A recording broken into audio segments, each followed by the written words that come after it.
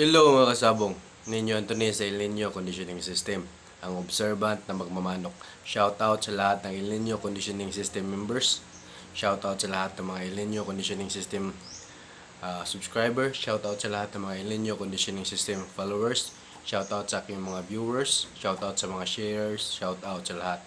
Alam ko marami pang mga viewers na hindi pa subscriber, kaya mag-subscribe na kayo. Itong mga content ko informative, lamang kayo sa panalo pag nagawa nyo itong mga sistemang sinishare ko sa inyo. Kahapon, less than 10 seconds pinatay ang kalaban ng isa kong members. Ang galing. Kaya kung gusto nyong matuto ng mabilis makapatay manok nyo at magaling din sa basaan, magpa-member na kayo sa El Nino Conditioning System. Maliit lang naman hinihingi ko ganun lang. Pero pwede ka mag-champion kahit linggo-linggo ka pa mag-champion. Lalo na ngayon sa Luzon, maganda na ang premyohan doon. 3 wins, 220,000.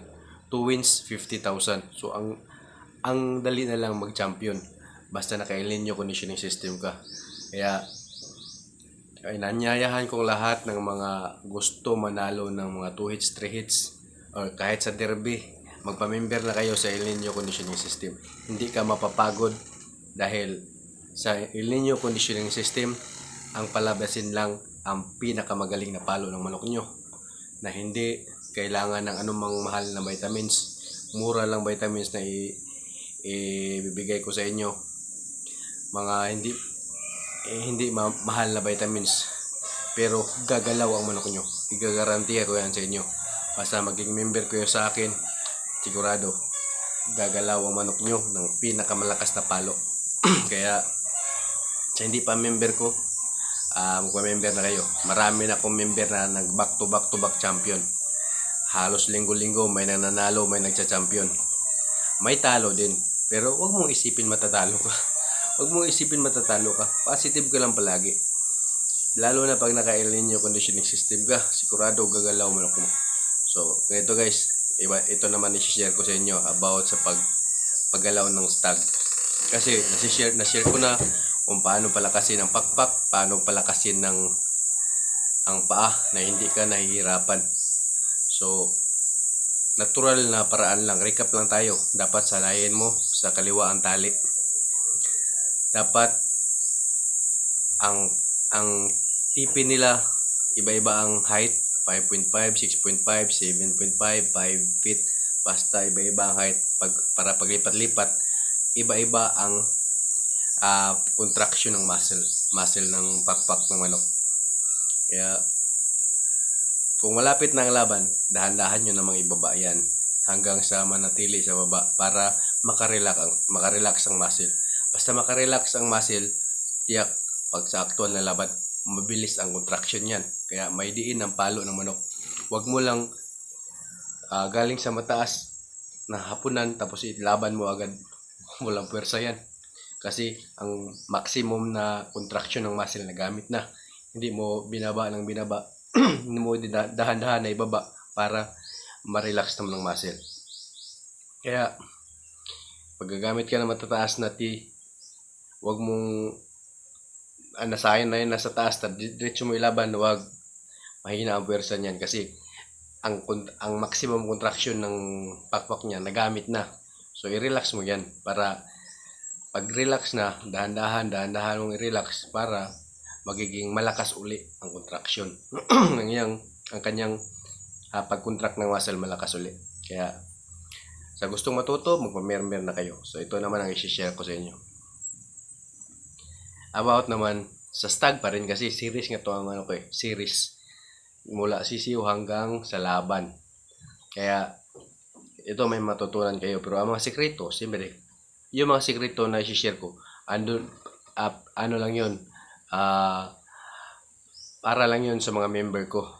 Ito lang ang basic lang itong ibibigay ko siya, pero dito sa basic marami nang nagcha-champion din. Kahit tinuturo ko sa inyo basic lang, pero marami na nagcha-champion. Marami na nagpapasalamat sa akin kahit hindi ko pa member. Marami na. May namamalato na nga Dahan-dahan na silang namamalato sa akin. Kaya sa mga nanalo dyan, mamalato kayo. Ganun lang yun Pag magbigay kayo, may bibigay naman sa inyo. Hindi man ako magbigay sa inyo, kundi ang pinaka makapangyarihan sa atin. Kasi ganyan po yan ang buhay. Cycle lang po yan. Cycle lang po yan. Kung namigay ka, may matanggap ka rin. Ako nagbibigay ng knowledge, may matanggap din ako galing sa inyo. Ganun lang yun. Binibigyan ako ng knowledge ng Panginoon. Binibigyan nyo rin ako ng balato.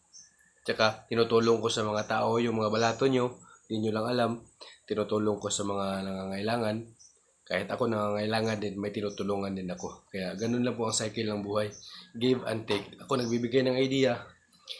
Ang bigay nyo sa akin na balato, binibigay ko rin sa pamilya ko at sa iba pang nangangailangan sa akin tulong. Meron talagang mga deserving tulungan din. Hindi lang ako. Meron talagang deserving tulungan. Kaya yung bigay nyo sa akin, sinishare ko rin sa iba. Kaya yan ha. Sa mga nanalo dyan, it's better to give than to receive. Magbigay lang kayo sa akin ng balato. Salamat sa mga balato nyo. So, gito guys ha. Paano ba turuan ang stag pumalo? So, kung recap tayo ng konti, kung malakas na ng paa, ang kaliwang paa malakas na, hindi na mamimilay. Ang pakpak ng manok, malakas na rin. Naaabot na niya ang pinakamataas at nababa mo na rin. Ganito yan. Paano magpatapang? Siyempre, pakitain mo ng babae. Pag kaya na niya ang babae, pakastahin mo para maging buo ang pagiging lalaki niya. Pakastahin mo. Tapos pag nakakasta na, may tapang na yon. So, iharap mo ang manok, ang stag mo sa kapwa stag sa iba't ibang kulay ha. Huwag lang sa isang kulay. Yan ang pagkakamali natin eh. Yung manok natin, pulo-pula o talisahin lang. Pero ang manok natin, nilalaban natin sa puti. Lamang talo ka dyan. Kasi ang manok mo hindi sanay sa ganong kulay.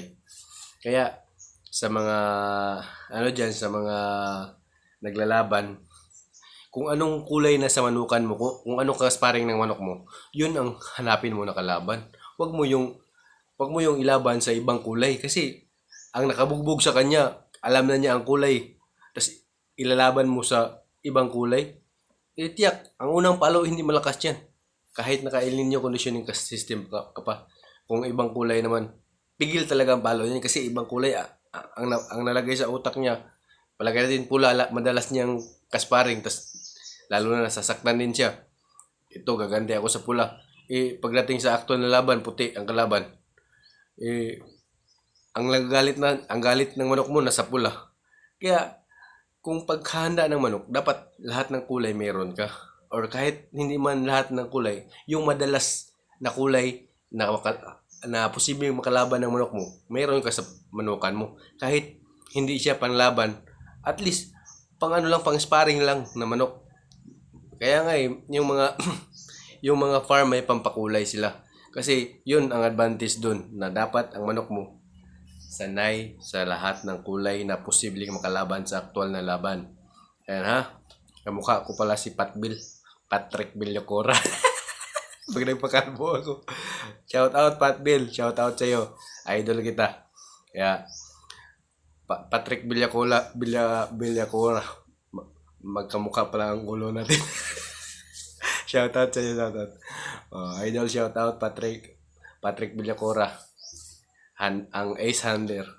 Kaya, ganito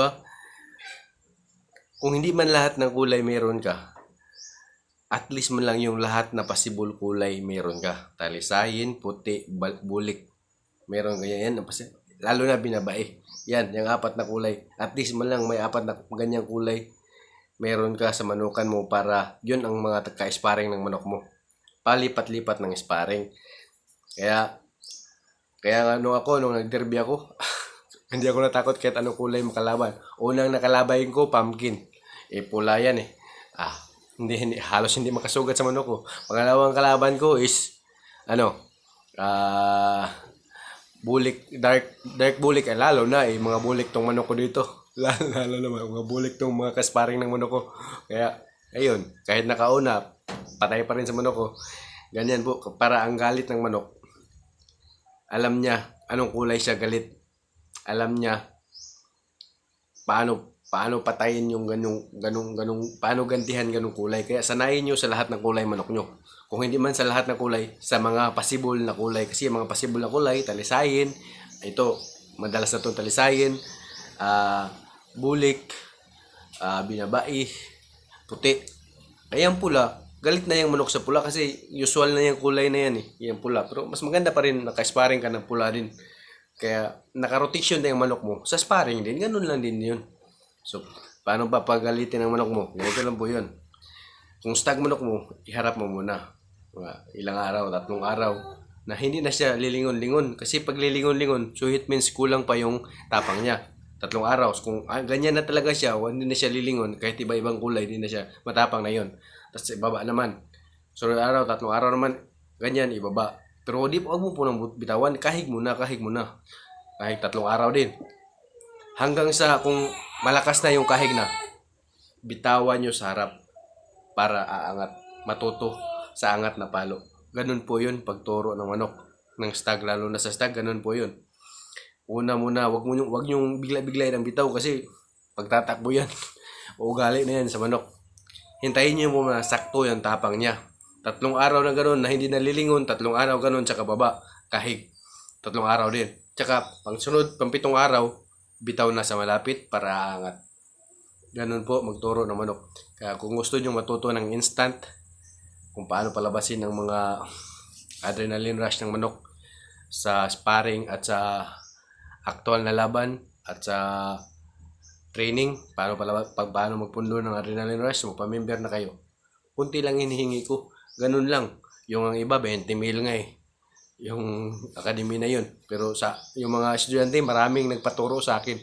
Estudyante sa academy, lumipat pa sa akin. Nagbayad pa ng ganun. At doon na sila nag-back-to-back champion nung matuto na siya ng conditioning system ko. Sa ibang conditioning system, pantay-pantay lang yung score nila. Pero paglipat nila sa akin, 2,000 lang hiningi ko. Pero back-to-back champion. May isang akong member, ayaw ng labanan sa malapit na sabungan ko. Lumipat ka na ibang sabungan. Kasi kilala ka na sa inyo. Kaya siya na yan ang in-advise ko sa kanya. Kaya kung gusto nyo matuto, dito na kayo sa El Nino Conditioning System. Tiyak, papalo ang manok nyo. Salamat. Shout out Patrick Villacura. May hawig tayo sa ulo. Salamat.